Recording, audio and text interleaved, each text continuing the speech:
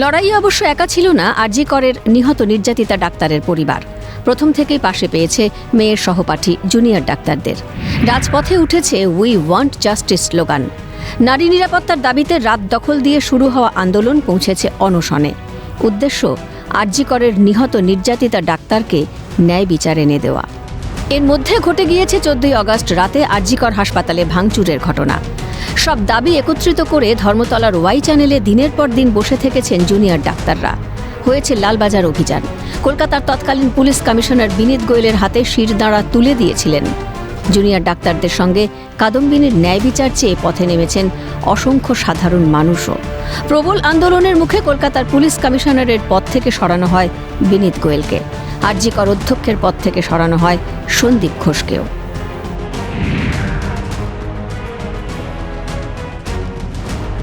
আরজি কর কাণ্ডের তদন্তে নেমে সিভিক ভলান্টিয়ার সঞ্জয় রায়কে গ্রেফতার করেছিল কলকাতা পুলিশ।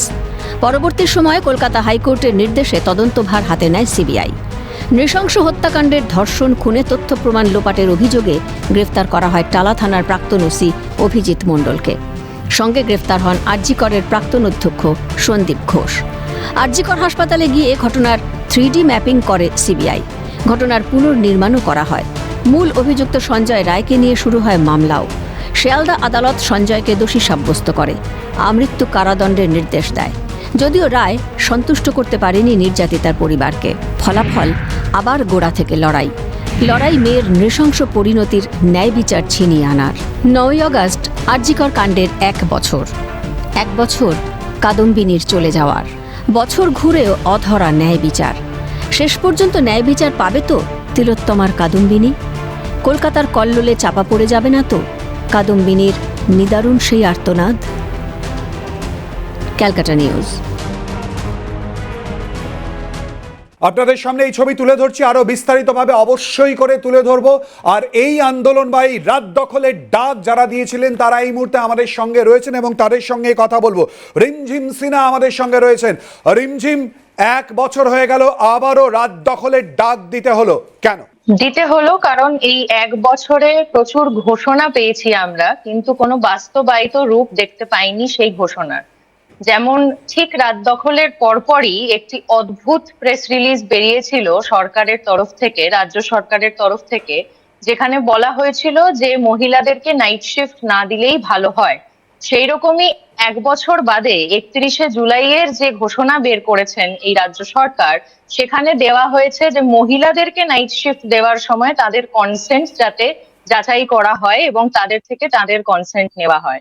অদ্ভুতভাবে প্রথমটিতে বলা হয়েছিল এমন ভাবে যে মহিলারা রাত্রেবেলা বাইরে বেরোলেই একমাত্র তারা কোনো ধরনের হ্যারাসমেন্ট বা সেক্সুয়াল অ্যাসল্টের শিকার হবেন। এইভাবে বলা হয়েছে যে কনসেন্ট একমাত্র বোধহয় মহিলাদের ক্ষেত্রেই ধার্য। সুতরাং দুই দিকেই এইটা পরিষ্কার যে 1 বছরের মধ্যে যে মানসিক বদলের, যে কাঠামোগত বদলের কথা আমরা বারবার তুলে ধরেছি, সেইটি শুধুমাত্র ঘোষণাতেই রয়ে গেছে। তাই আবার 14ই আগস্ট আমরা রাস্তায় নামছি, যেভাবে গোটা বছর ধরে নানান এলাকায় রাস্তায় নেমেছি এবং কলকাতাতেও রাস্তায় নেমেছি।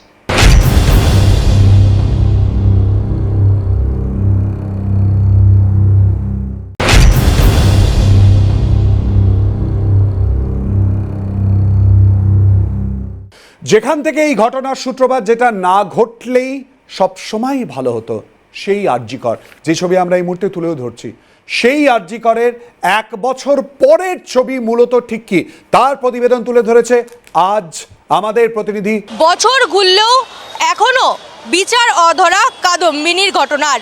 কাদম্বিনীর পরিবার আজও বিচারের দাবিতে অনড় রয়েছে। কাদম্বিনী ঘটনার পরে প্রতিবাদে নেমেছিল সাধারণ মানুষ। রাত দখলের ডাক দিয়েছিল অভয়া মঞ্চ থেকে শুরু করে একাধিক সংগঠন।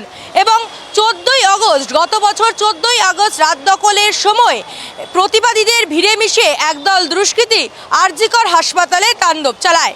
সেই ঘটনার আজ 1 বছর, অর্থাৎ আজকের দিনেই গত বছর রাত্রিবেলা প্রায় 12টা নাগাদ একদল দুষ্কৃতী তাণ্ডব চালায় আরজি কর হাসপাতালের এমার্জেন্সি বিভাগে।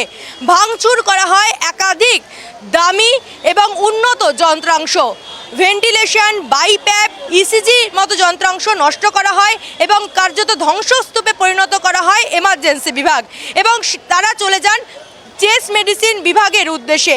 যদিও চেস্ট মেডিসিন বিভাগ কোন তলায় অবস্থিত তা বুঝতে না পেরে তারা অন্য ফ্লোরে চলে যান, কিন্তু আরজিকর হাসপাতালে তৈরি হয় ফের বিভীষিকাময় পরিস্থিতি। দেখা যায় পুলিশও পালিয়ে প্রাণে বাঁচার চেষ্টা করছিল। পাওয়া উচিত এবং সেটার জন্য আমরা প্রশাসনের উপর নির্ভর করব এবং তারা যেন সঠিকভাবে এটা সবার আমরা যাতে আমরা সেইটা বিচারটা পাই সঠিক, প্রশাসনকে বলবো সেটার দিকে আমাদের কেন সেটা যেন আমাদেরকে ওনারা যেন আমাদের সাহায্য করেন। আমাদের প্রশাসন ভরসা ছাড়া তো আর কিছু করার নেই না, আমাদের প্রশাসনের বিচারের উপর ভরসা রাখতেই হবে। তার কথায় আমরা সাধারণত বিশেষ ব্যক্তিদেরকে নিয়ে আসার চেষ্টা করি, তাদের বক্তব্য তুলে ধরি। আরজিকর আন্দোলন বা তার পরবর্তী অধ্যায়ে এমন পরিস্থিতি তৈরি হয়েছিল যে আপনাদের প্রত্যেকের প্রশ্ন, প্রত্যেকের কথা হয়ে দাঁড়িয়েছিল। আপনাদের কথায় আরজিকরের নির্যাতিতা মা এবং বাবা এসে উপস্থিত হয়েছিলেন। মা কান্নায় ভেঙে পড়েছিলেন, তারই সঙ্গে প্রশ্ন তুলেছিলেন, কেন আমি আমার মেয়ের কথা বলবো, আমাকে দেখা যাবে না, অন্ধকারে থাকতে হবে। আমার মেয়েকে অন্ধকারে যারা পাঠিয়ে দিল তারা কি বলেছিলেন তিনি শোনাবো। আমার মেয়েটাকে আজ আমি হারিয়ে ফেলেছি।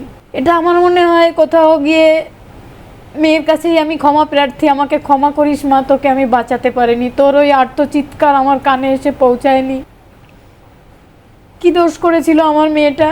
দোষ করেছিলাম আমরা। তার ডিউটিরত অবস্থায় তাকে হসপিটালের মধ্যেই খুন হতে হলো, ধর্ষিতা হতে হলো। হসপিটালের কেউই জানলো না এই অস্বাভাবিক ঘটনা। কোনোদিনও মেনে নেব না। দিন না বিচার পাই ততদিন লড়াই চালিয়ে যাব। একে বড় করার জন্য অনেক লড়াই করেছি। যখন ছোট মা আমি ডাক্তার হব বলতো, তখন আমরা একটা টালির বাড়িতে থাকতাম। সেই চিন্তাই সবসময় ওকে বেশিরভাগ টাইম আমিই পড়াতাম, আর আমার সঙ্গে জড়িয়ে থাকতে মেয়েটা ভীষণ ভালোবাসতো। মেয়েটা আর আমার কাছে নেই, কিন্তু তার মৃত্যুতে গোটা দেশ যে নড়েছে তার মধ্যে অবশ্যই একটা পাওয়ার ছিল। এই যে আজকে আমরা অন্ধকারে আমরা মুখ দেখাতে পাচ্ছি না, কেন? আমরা তো লজ্জিত নই এক ফোঁটাও। আমরা তো সেই গর্বিত বাবা মা যারা মেয়ের জন্য গর্ববোধ করতে পারবে। আমার তো সেই সন্তান, যে সন্তানকে নিয়ে আমাদের গর্ববোধ ছিল, এখনও আছে, আগামীতেও থাকবে। তাহলে আমরা কেন তার নামটা নিতে পারবো না? তার নাম নিতে না পারাটাও একটা অপরাধ। আমি সবসময় এই অপরাধে বোধে ভুগি যে আমি মা তুই চলে গেলি, তোর নামটাও নিতে পারি না। কিন্তু বাড়িতে আমরা সবসময়ই নাম নিই তার। এখানে যেহেতু বলা যায় না তাই বলি না, কিন্তু এটা নিয়েও আমার সরকারের কাছে আবেদন থাকবে যে কেন আমরা মেয়ের নাম নিতে পারবো না। আর ঠিক এই ঘটনার 1 বছর পর নির্যাতিতার বাবা তিনিও আমাদের স্টুডিওতে এসে উপস্থিত হয়েছিলেন। আইনের নানান বিষয় নিয়ে তিনি কথা বলেছেন এবং তারই সঙ্গে বারবার করে বলেছেন যে কেন আমার মেয়েকেই টার্গেট করা হলো, কি উদ্দেশ্য ছিল, কি কারণ ছিল, বারবার করে এই প্রসঙ্গ তুলেছেন। সঙ্গে প্রশ্ন তুলেছেন পুলিশের ভূমিকারও। যারা বলছে যে আমরা বিচার পেয়েছি তারা তো প্রথম থেকেই ব্যাপারটাকে কভার আপ করার চেষ্টা করেছে এবং আমাদের চোখের সামনেই করেছে। আমাদের ওখানে বসিয়ে রেখে আমাদের চোখের সামনে, এবং আমাদের যে প্রশাসন যাদের কাছে আমরা বিচার পাবো, যেখানে কলকাতা পুলিশের প্রধান CP Vineet Goel, ACP Muralidhar Sharma, homicide inspector Sophia Mallick present, যারা এত বড় বড় আইপিএস অফিসার যেখানে প্রেজেন্ট থাকা সত্ত্বেও আমরা কি করে জানবো যে তারা কভার আপ করার জন্য এখানে উপস্থিত? পুলিশ কমিশনার বদল হয়ে আমাদের লাভটা কী হয়েছে? যিনি তো যা করার প্রথম দিনই করে দিয়েছেন। আইনের একটা পরিভাষা আছে, এই লাস্ট সিন থিওরিটা কেন প্রয়োগ করা হয়নি এখানে? এখানে যেহেতু যারা লাস্ট সিনে ছিল তারা প্রভাবশালী, CBI open status report Sealdah কোর্টে এখন দিচ্ছে, দেখেই যাচ্ছে খালি if any and further investigation going on. প্রতিটা কথাতে প্রতিটা জায়গায় ওরা এই কথাটা লিখে দিয়েছে। তাহলে যখন চার্জশিট দিল তখন এত বড় বড় কথা কেন তারা লিখলো? রাত দখলের ডাক যারা 1 বছর আগে দিয়েছিলেন, আবারও 1 বছর পর দিলেন, তারই মধ্যে অন্যতম শতাব্দী দাস। শতাব্দী 1 বছর পর আবারও রাত দখলের ডাক দিতে হলো কেন? 14ই আগস্টের রাত দখল তো একটা ঐতিহাসিক ব্যাপার হয়েছে এবং সেই কারণে যদি আমাদের আন্দোলনকে আমরা সাফল্যমণ্ডিত বলতেও পারতাম, তাহলেও সেটার অবশ্যই মানে এই দিনটাকে মনে রাখার জন্যই এই রাতটা প্রত্যেক বছর পালিত হওয়া উচিত। কিন্তু এখন 1 বছরের শেষে আমরা যেটা দেখছি, সরকারের সাথে আমাদের যে বোঝাপড়ার জায়গাটা ছিল, সেখানে আমরা যা যা চেয়েছিলাম তার বিন্দুমাত্র কণামাত্র কিছু পূর্ণ হয়নি। আমরা একদিকে চেয়েছিলাম যে ঘটনা থেকে এটার সূত্রপাত হয়েছিল, সেই আরজি করের ঘটনায় নিহত ধর্ষিত মেয়েটির ন্যায় বিচার, সেটা আমরা সঠিকভাবে পেয়েছি বলে মনে করি না। মানে যদি আমরা ধরেও নিই যে সঞ্জয় রায় একমাত্র ধর্ষক, তাহলেও এটা খুবই স্পষ্ট ছিল যে ধর্ষণ ধামাচাপা দেওয়ার ক্ষেত্রে অনেকের ভূমিকা ছিল, অনেকে সক্রিয়ভাবে ধামাচাপা দেওয়ার চেষ্টা করেছিল, তাদেরকে এখনো পর্যন্ত প্রশ্রয় দিয়ে আসা হচ্ছে বলে আমাদের মনে হচ্ছে। তাদের শাস্তির কোনো ব্যবস্থা সরকার করছে না। অন্যদিকে রাত দখল, আমাদের যে মঞ্চ, লিঙ্গ আন্দোলনের যে মঞ্চ, রাত দখল ঐক্য মঞ্চ, তার তো অভয়ার ন্যায় বিচার ছাড়াও আরও দাবি ছিল যাতে ভবিষ্যতে এই ধরনের ঘটনা না ঘটে। কি করলে মেয়েরা, ট্রান্স এবং কুয়ার মানুষেরাও সেই সঙ্গে সুরক্ষিত থাকবেন, সেই সংক্রান্ত দাবি সনদও আমরা মুখ্যমন্ত্রীর কাছে পেশ করেছিলাম আইন মন্ত্রক মারফত। কিন্তু যা যা আমরা বলেছিলাম, কর্মক্ষেত্রে যে সুরক্ষার কথা বলেছিলাম, আইসিসিকে কার্যকর করার কথা, সক্রিয় করার কথা বলেছিলাম, এবং একটা বিস্তারিত একটা প্রস্তাব ছিল তার মধ্যে, তো সেই কিছুই সরকার পূর্ণ করেননি। সরকার কিছু গিমিকবাজির দিকে গেছেন, অপরাজিতা বিল ইত্যাদি, যেগুলো আমাদের দাবি ছিল না। ফলে রাত দখল তো আমাদের আবারও করতেই হতো। যতদিন না মেয়ে, ট্রান্স এবং কুয়ার মানুষ সুরক্ষিত বোধ করবেন, ততদিন 14ই আগস্টে রাত দখল হতে থাকবে। আর ঠিক এই ঘটনার 1 বছর পর এই আন্দোলনের মুখ বলতে যাদেরকে আমরা দেখেছিলাম, অর্থাৎ বিভিন্ন ক্ষেত্রের মানুষ যেমন ছিলেন, তার পাশাপাশি জুনিয়র চিকিৎসকরা তারাও উপস্থিত ছিলেন। আমরা কথা বলেছিলাম অনিকেত মাহাতো এবং আশফাকুল্লাহ নাইয়ার সঙ্গে। তাদেরকে আমরা সরাসরি প্রশ্ন করেছিলাম যে 1 বছর হয়ে যাবার পর কি পাওয়া গেল। তাদের কি উত্তর উঠে আসে শোনাবো। বিচার পাইনি তো, সত্যি তো, অভয়ার কোথায় বিচার পেয়েছি? 9ই আগস্ট কি ঘটেছিল, কেন এরকমের ঘটনা ঘটলো, সেই সত্যের কাছাকাছি আমরা পৌঁছতে চেয়েছিলাম। তাহলে সেই দোষীদের গ্রেপ্তার চেয়েছিলাম যে অভয়া ন্যায় বিচার পাক। তাহলে সেই পাওয়ার জায়গা এখনও আছে। যখন এই আন্দোলন এই দাবি আমরা যখন তুলেছিলাম আরজি কর মেডিকেল কলেজের অভ্যন্তর থেকে, যে আরজি কর দিচ্ছে ডাক, অভয়া বিচার পাক, নাগরিক সমাজ তাতে সম্পৃক্ত হয়েছিল। তাহলে সেই নাগরিক সমাজকে সাথে নিয়ে আমরা কিছু দাবি দাওয়া নিয়ে এই আন্দোলন শুরু করেছিলাম। সেই চলমান অভয়া আন্দোলনের রেশ ধরে আজকের জায়গাতে বলতে হয় যে স্বাভাবিকভাবেই আজ কলেজগুলোতে যে থ্রেড কালচার, যে রেগিং, যে অপসংস্কৃতির চর্চা, তাহলে যার ফল অভয়া, যার ফল আজকের কসবার ল কলেজের ঘটনা এবং অগণিত ঘটনা পশ্চিমবাংলার বুকে। তাহলে এই জায়গাগুলোকে আমরা যতক্ষণ না একটা সুনির্দিষ্ট ফলাফলের জায়গাতে নিয়ে যেতে পারছি, অভয়ার জাস্টিসের জায়গায় নিয়ে যেতে পারছি, ততদিন অবধি এই আন্দোলন আমাদের দিক থেকে আমরা চালিয়ে যাব। আটকাতে পারলাম কি পারলাম না, এটা তো ভবিষ্যৎ বলবে, সময়ের হিসেব করে দেখা যাবে কতটা আটকাতে পারলাম। কিন্তু আটকানোর দায়িত্ব যাদের ছিল, এই প্রশ্নটা আমার মনে হয় এত সুন্দর আপনি ফ্রেম করলেন। এই প্রশ্নটা সরাসরি একদম যিনি নবান্ন সভাগৃহে বললেন যে ওদের ঠিক আছে, ওদের ব্যাপারটা দেখছি, বা কী বা করে ফেলেছে বাচ্চা ছেলেরা, মানে যে সংস্কৃতি, আপনি যদি আরজি করেই বলেন যাদের থ্রেড কালচারের লিস্ট আপ করা হয়েছিল, তাদের যদি কার্যকলাপ আপনি দেখেন, আপনি জাস্ট অবাক হয়ে যাবেন। এই ঘটনা নিয়ে বারবার প্রশ্ন উঠেছিল পুলিশের ভূমিকা নিয়ে। নাম করা থেকে শুরু করে বিভিন্ন ক্ষেত্রে তদন্তে প্রভাবিত করার অভিযোগ বারবার করে উঠেছিল।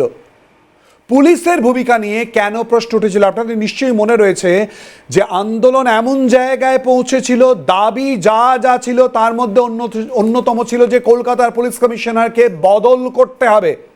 বদল করাও হয়েছিল। ঠিক কি প্রশ্ন উঠেছিল, কি পরিস্থিতি তৈরি হয়েছিল? লালবাজারের সামনে আন্দোলন নিশ্চয়ই আপনাদের মনে রয়েছে।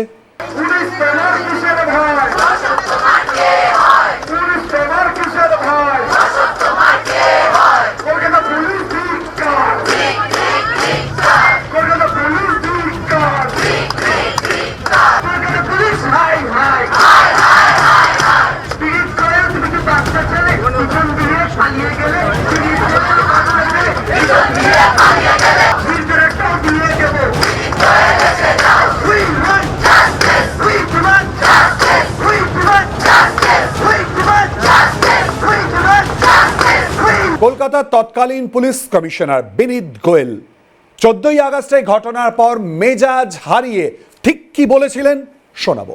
Has Calcutta Police not done? In this case, they have done everything, and I do it. I'm saying it under everything under my command. আমরা তো এখানে প্রোটেকশনের জন্যই আছি, এতদিন ধরে প্রোটেকশনের জন্য রয়েছি। আমার এতগুলো police personal, DC is unconscious, DC not, অপোলোতে ভর্তি আছে ওখানে, ঠিক আছে।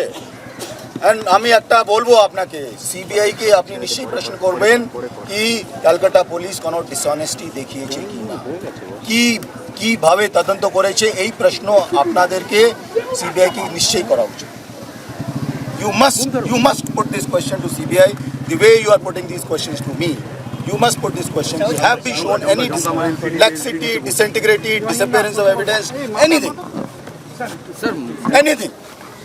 The kind of campaign which has been run against us, against my men. You don't know the kind of demotivation they are going through. The city is going through so much of law and order. Incident happened, we know. But we are doing our level best. I know it's a very sad incident, we all know. It was a very, very sad incident. আমরা প্রত্যেকবার বলেছি যে আমরা সব রকম করছি। It's the standard process. All kinds of people are talking all kinds of stories which have no basis. Why UD case was started? This is the process.